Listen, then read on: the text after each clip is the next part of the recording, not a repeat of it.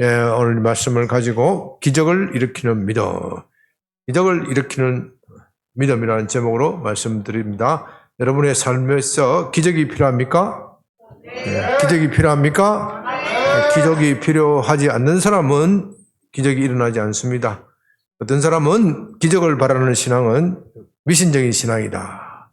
어떻게 자기가 열심히 일해서 자기가 열심히 일해서 그 열매를 먹어야 되지 어떻게 기적을 바라느냐.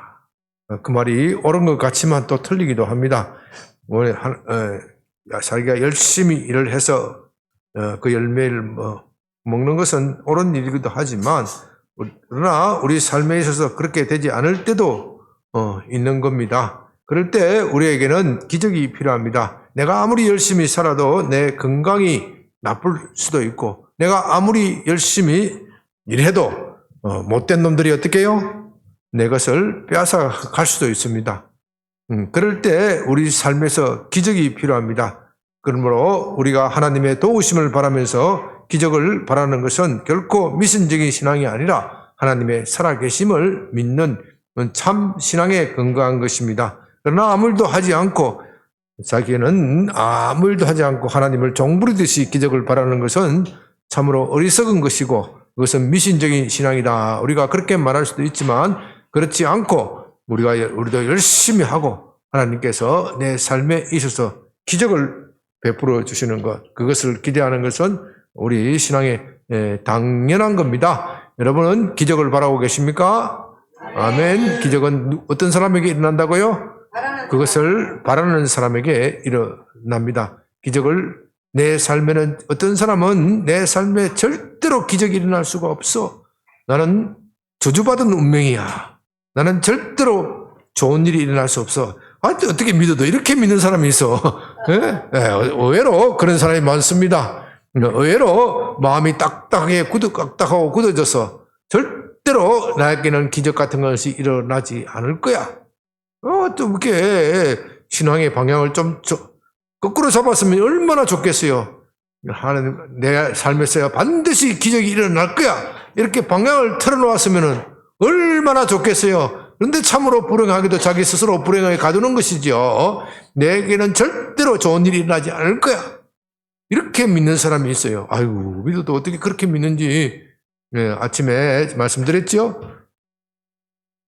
치우치면 안 된다 그랬죠. 치우치면 하나님께서 원래 정해놓으신 그 법칙에서 그 삶의 원칙에서 치우치면은 깨닫지도 못하고 지각이 어두워지고 그것은 믿어도 헛 믿음을 가지게 되는 겁니다. 우리가 바른 믿음을 가지고 하나님의 기적을 바란다는 것은 너무나도 중요한 일이고 하나님을 기쁘시게 하는 겁니다. 우리가 지난주에 하나님을 기쁘시게 하는 신앙에 대해서 살펴보았는데 하나님께서 기쁘시게 하는 신앙의 핵심은 모든 것이 하나님의 주관 아래에 있다. 모든 것이 하나님의 주권 아래에 있다. 하나님 그것을 믿는 것입니다. 하나님을 기쁘시게 하는 것. 내 뜻대로 하는 것이 아니라 모든 것은 하나님의 뜻대로 될지어다. 그것을 믿는 것. 그리고 그렇게 믿을 때 하나님은 선하신 분이기 때문에 우리에게 가장 좋은 일을 해주십니다. 우리가 왜 그런 하나님을 믿지 못합니까? 하나님이 선하신 분임을 믿지 못하기 때문입니다. 그래서 우리가 하나님을 알되 부지런히 알아야 됩니다. 왜냐하면 하나님은 선한 분이라는 지식이 이 시간 선포될 때 그것이 깨달아지는 것 같지만 이 교회 문을 놨을 때는 마치 안개가 사라지듯이 마음속에 사라져버립니다. 왜냐하면 우리 삶 속에, 우리 마음속에 있는 나쁜 삶의 법칙, 나는 절대로 안 될 거야 하는 삶의 법칙, 이 마귀의 법칙, 마귀나라 법칙이 아주 깊이 뿌리 박혀 있습니다. 이것을 뿌리 뽑아서 불에 태워야 되는데 여전히 불에 태우지 못하고 나는 절대로 안 될 것이야 이상한 확신을 가지고 있기 때문에 이 확신이 계속해서 우리에게 쏟아지는 말씀이 뿌리 박히지 못하도록 방해하고 있기 때문에 우리는 이것에 대해서 이 마귀 내 삶 속에 내 마음 속에 있는 이 의심의 안개 나는 절대로 안 될 거야 부정적인 생각 이것을 완전히 뽑아내야 됩니다. 우리가 지난주에 하나님을 기쁘시게 하는 신앙을 살펴보았는가 하면 오늘은 기적을 일으키는 신앙, 기적을 일으키는 믿음에 대하여 살피고자 합니다. 이 기적을 일으키는 믿음과 하나님을 기쁘시게 하는 믿음은 약간의 차이가 있습니다. 그것이 완전히 같은 것이지만 완전히 같지는 않습니다. 그래서 어떤 사람은 이 기적을 일으키는 믿음은 있지만 하나님을 기쁘시게 못할 수가 있어요. 참으로 유감스럽지만 그렇게 못할 수가 있어요. 그래서 기적을 일으키고 나서도 결과적으로 자기에게 유익이 되지 못하고 하나님께 유익이 되지 못하는 수가 있습니다. 기적을 일으키는 신앙에 필요한 것은 오늘 본문에서 뭐라고 그럽니까? 핵심적인 것을 주님께서 말씀하십니다. 어떤 신앙? 의심하지 않는 신앙. 의심하지 않는 신앙. 기적을 일으키는 것은 의심하지 않는 신앙입니다. 하나님께서 그것을 반드시 하실 것이다. 내가 몸에 병이 들었는데 반드시 하나님께서 고치실 것이다. 아니, 하나님께서 고쳤다.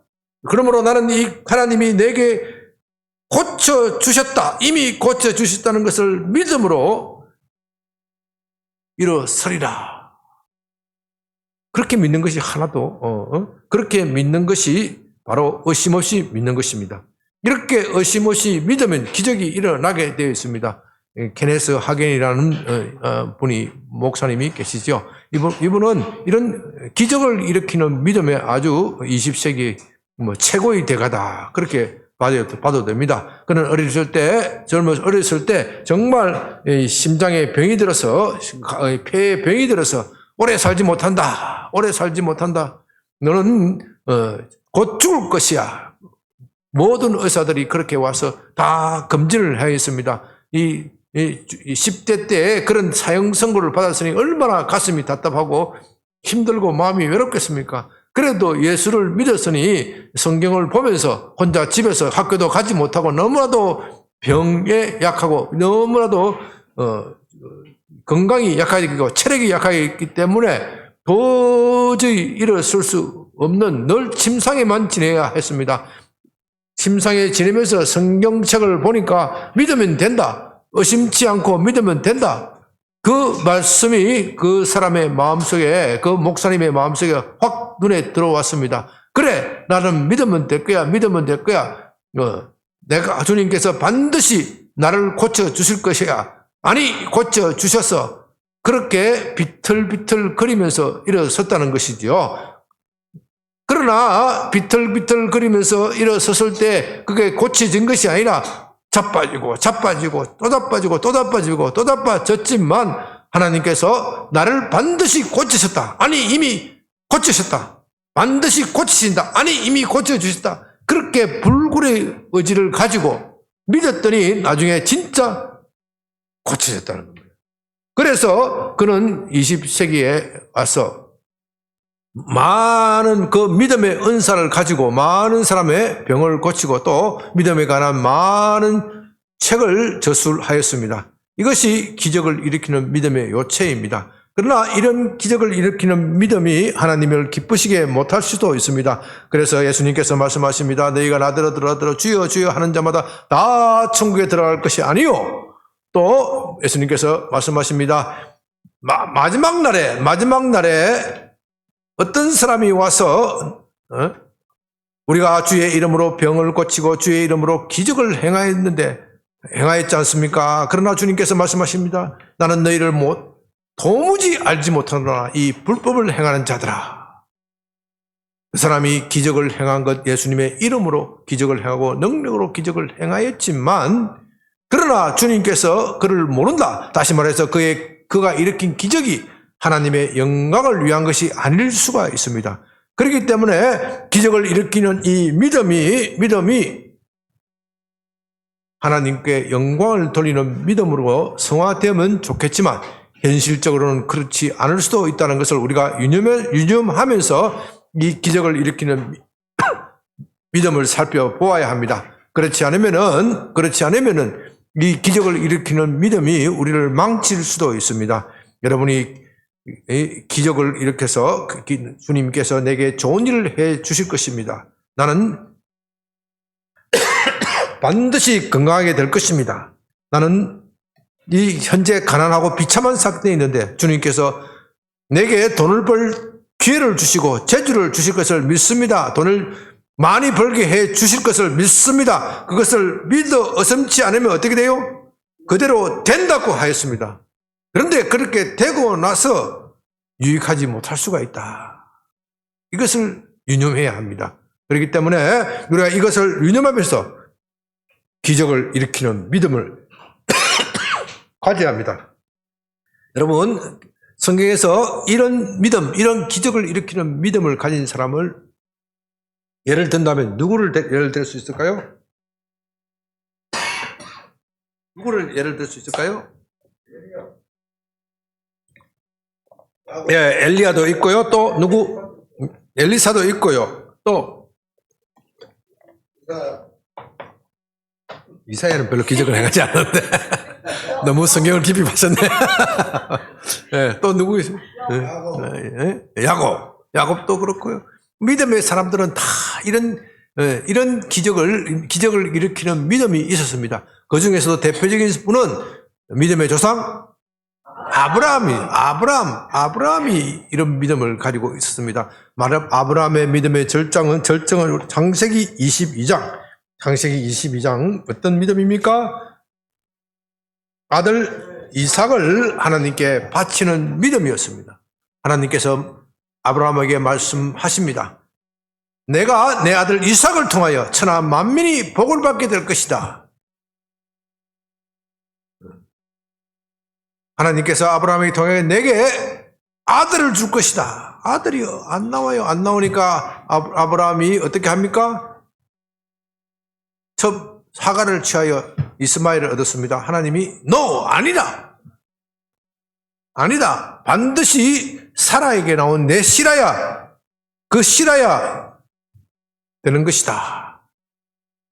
그렇게 해서 아브라함이 하나님의 말씀을 믿었고 하나님께서는 그에게 100세 때 아들을 주셨습니다. 얼마나 기쁘고 참 감사했겠습니까?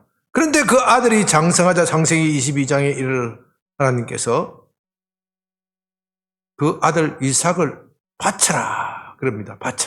바쳐라는 말은요, 그냥 바치는 것이 아니고 번제를 드리라 그런 뜻입니다. 번제라는 것은 동물을 각을 떠서 불에 태우는 거거든요. 각을 뜬다는 것은 아주 슬라이스로 얇게 썰어서 불에 잘 타도록 얇게 썰어서 불에 태워서 향기로 하나님께 드리는 제사입니다. 그런 제사를 드리라는 겁니다. 그 아들 이삭을 그렇게 드리라는 겁니다. 그건 참 지금 생각하면 이해할 수 없는 겁니다. 하나님께서 그 당시에 인신공양이라시요. 인신공양, 이방인의 제사에는 그런 것들이 많이 있었는데 도대체 하나님, 내가 믿었던 하나님, 좋으신 하나님이 그런 이방인들이 드리는 우상숭배의 신들과 별로 다를 것이 무엇이 있는가? 마음속에 여러 가지 의심이 들 수도 있습니다. 또 하나님께서 주신다고 주셔놓고 이렇게 또 뺏어가는 법이 어디 있습니까? 마음에 그렇게 항의를 할 수도 있습니다. 그 마음속에 여러 가지 복잡한 생각이 들지만 아브라함은 그 명령을 받는 즉시 그 다음날 아침에 보면 일찍이 일어났다 그래요. 3절에 보면 창세기 22장 3절에 일찍이 일어났다. 자기 속에 지금 의심이 드는 겁니다. 회의도 들고, 그러나 이 회의와 의심을 물리치기 위해서 아예 일찍이 삭을 잘라버리는 거예요. 삭을 잘라버려. 하나님께서 나는 하나님의 구체적인 계획을 알지는 못해. 하나님께서 이 아들 이삭을 바치면 그 결과가 어떻게 나타날지, 그러나 내가 한 가지 반드시 확신하는 것은 내 인생에 살면서 하나님과 동행하면서 살면서 확신하는 것은 하나님은 반드시 약속을 지키신다. 이 아들을 갖다 바치면 이 아들을 다시 살려주실지 어떻게 하실지 나는 그건 잘 모르겠어. 그러나 하나님은 반드시 약속을 지키신다. 내가 생각하던 것 그 이상으로 풍성하게 주셨다. 나는 하나님께서 아들을 주시지 않으실 때 처음에는 내 종 중에 튼튼한 놈을 골라서 내 후계자로 결정하였어. 그런데 하나님이 놓으라고 말씀하셨어. 그런데 하나님의 약속이 지연되었더니 내가 이번에는 첩 하갈을 통하여 이스마엘을 얻고 그를 후계자로 생각했더니 하나님이 그것도 노하셔서 그리고 마침내 내 나이 100세 때 하나님께서 아들을 주셔서 세상에 이것보다도 더 기쁜 일이 어디 있는가. 내가 아들을 얻은 것도 기쁜 일이지만 하나님은 정말 그의 말씀하신 대로 불가능이 없다. 이 하나님을 알게 된 것은 나는 너무나도 소중해. 이것이 더 기뻐. 하나님은 불가능을 가능케 하시는 분이다. 내가 이 하나님을 알게 된 것이 너무나도 기쁘고 즐거워. 하나님께서는 이것을 가르쳐 주시기 위해서 내 나이 100세 되도록 살아나이 몇 세? 90세 되도록 그 태가 다 죽기까지 사람의 눈에 보기에는 결코 가능치 않을 그 시기까지 기다리신 것이구나. 그 이유는 아들을 주신 것도 고마운 일이지만 더욱 감사한 것은 불가능을 가능케 하시는 하나님, 없는 것을 있는 것처럼 부르시는 하나님, 그 하나님을 알도록 하기 위해서 내 인생에 있어서 기도의 응답을 그렇게 딜레이 시키신 것이구나. 그런 믿음을 가지고 있었기 때문에, 그런 하나님을 경험하였기 때문에 내가 이번에 하나님의 말씀대로 이삭을 바친다고 하더라도 하나님이 어떠한 방법으로 그를 다시 돌려줄 것이야. 그것을 믿었기 때문에 그 아침에 일찍 일어난 겁니다. 일찍 일어났다는 것은 그 마음속에 그도 역시 사람이기 때문에 이 마음이 흔들릴 수 있다는 겁니다. 흔들릴 수 있고 그 마귀가 심어주는 생각이 있기 때문에 그 마귀가 주는 생각을 어떻게 해요? 싹둑 잘라서 거절을 해야 돼. 그러면 믿음이 의심치 않는다 하는 것은요, 내 마음에 의심이 안 된다 이런 말이 아니에요. 세상에 이렇게 마음에 의심이 안 드는 사람이 어디 있겠습니까? 이 마음에 의심이 되면 어떻게 해요? 어떻게? 싹둑 잘라야 돼요. 손 한 내보세요, 손 한 딱 내보세요. 마음에 의심이 되면 어떻게 해요? 싹둑 잘라봐야 돼. 이 초장기 어떻게? 초장에 박살내야 돼. 이걸 가만히 키워들면요, 이게 우리 마음속에 스물스물 기어 들어와가지고, 이게 자기가 주인인 줄 알아. 주인 행세를 해. 그래가지고 나중에 어떻게 돼요? 하나님이 주신다 놓고, 이런 법이 어디 있습니까? 대들고 따지려고 해요. 그러니까 이게 오면 어떻게 초장부터 싹둑 잘라야 돼. 초장부터 싹둑 자르는 것이 믿어 의심치 않는 거예요.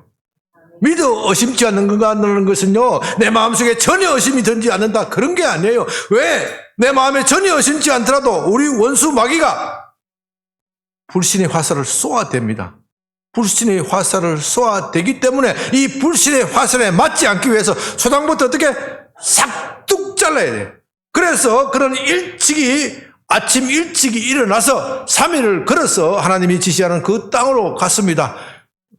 그 마지막 순간에도 사탄은 그를 유혹합니다. 그 아들을 통해서 유혹합니다. 하나님, 아들이 뭐라고 묻습니까? 아버지,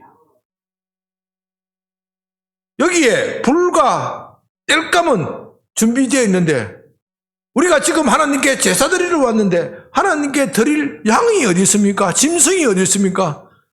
이렇게 묻는 겁니다.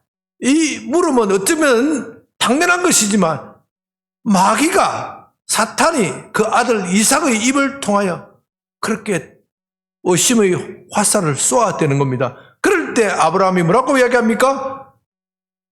아들아, 하나님께서 다 준비하셨다. 이것이 싹둑 잘라내는 거예요. 이것이 싹둑 초장에 오면 어떻게 싹둑 잘라내는 거예요. 우리 마음속에 의심의 안개가 끼어들고 우리 마음속에 세상의 유혹, 세상의 향락에 대한 쾌락, 유혹 이런 것이 몰려들 때 초장에 어떻게 싹둑 잘라야 돼. 초장에 싹둑 자르지 못하면 나중에 자르면은 너무 힘들고 고통스러운 거예요. 되지도 않아. 질질 끌려가는 신앙이 되는 거예요. 초장에 싹둑 자르면 얼마나 편하고 마음이 즐거운지 모릅니다. 그럴 때 그런 이 의심의 유혹을 물리칠 수 있었고 마귀의 시험을 이길 수 있었던 것입니다. 그래서 그런 전혀 의심하지 않고 잠시라도 머뭇거리면 마귀로부터 공격받을 줄로 알고 있기 때문에 모든 준비를 갖춰놓고 자기 아들을 결박시키고 땔감 위에 올려놓고 그냥 그대로 칼로 내리치려고 하는 겁니다. 그러니까 누가 급해졌어요? 하나님이 급해지신 겁니다. 아브라함아, 잠깐만. 여러분 신앙이 이렇게 돼야 돼요. 잠깐만. 하나님이 잠깐만. 얼마나 멋있습니까? 잠깐 되게 하나님이 급해지신 거예요. 그래서 하나님께서 아브라함 아들 이삭 대신에 양을 준비하셨고 그 양으로 하여금 제사를 드리게 한 겁니다. 여러분 이것까지는 우리가 잘 아는데요. 참 우리가 창세기 22장 16절을 한번 봅니다. 15절에 기막힌 내용이 있어요. 아브라함이 이렇게 하나님을 기뻐하시고 기적을 일으키는 신앙이 되니까 하나님이 너무 기뻐졌어. 하나님이 너무 기뻐져서 뭐라고 말씀하시냐? 창세기 22장 15절에서 여호와의 사자가 하늘에서부터 두 번째 아브라함을 불러 이르시되 여호와께서 이르시기를 내가 나를 가리켜 명시하노니 내가 이같이 행하여 내 아들 내 독자도 아끼지 아니하신저. 여호와께서 다시 한번 봅니다. 여호와께서 이르시기를 내가 나를 가리켜 명시하노니 내가 나를 가르쳐 맹시하노니. 이 15절에서는 여호와의 사자가 이렇게 하늘로부터 나타났다 했는데 지금 아브라함이 보기에는 하나님이 사자 같은데 그가 누구가 됐습니까? 내가 나를 가르쳐 맹시하노니. 성경에서요, 내가 나를 가르쳐 맹시하는 분은 누구밖에 없어요? 하나님뿐입니다. 아브라함이 하나님의 사자를 보았는데 사실은 그가 구약에 나타난 예수님입니다. 내가 나를 가르쳐 맹시하노니. 예수님께서 하나님의 사자가 되어서 아브라함에게 직접 나타나셔서 내가 나를 가르쳐 맹시한다. 아주 중요한 맹세입니다. 내가 내게 큰 복을 주고 내 씨가 크게 번성하여 하늘의 별과 같고 바다의 모래가 같게 하리니 내 씨가 그 대적의 성문을 차지하리라. 내 씨가 대적의 성문을 차지하리라. 이것은요, 원수의 나라, 마귀의 나라를 완전히 박살내고 너를 통하여 하나님의 구원을 이루기라. 그 약속입니다. 그러므로 이 말씀은 십자가 사건을 약속하는 겁니다. 저는 이 말씀을 보면서, 이 말씀을 준비하면서 보면서 예수님께서 아브라함의 믿음을 보시고 내가 십자가를 지시겠다. 그렇게 결심한 것이다. 아브라함이 저렇게 자기 아들을 아끼지 않는 믿음을 내게 보여주셨으니 내가 사람을 구원할 가치가 있다. 사람이 저렇게 부패하고 타락한 것 같지만 사람에게는 여전히 하나님의 성품이 남아있고 하나님의 거룩한 신성이 남아있으니 내가 정말로 사람을 위하여 죽을 가치가 있다. 내가 너의 씨를 통하여 구원을 이루겠다. 예수님께서 자신의 결심을 보여주는 그런 역사적인 사건이다. 저는 그렇게 해석하고 싶습니다.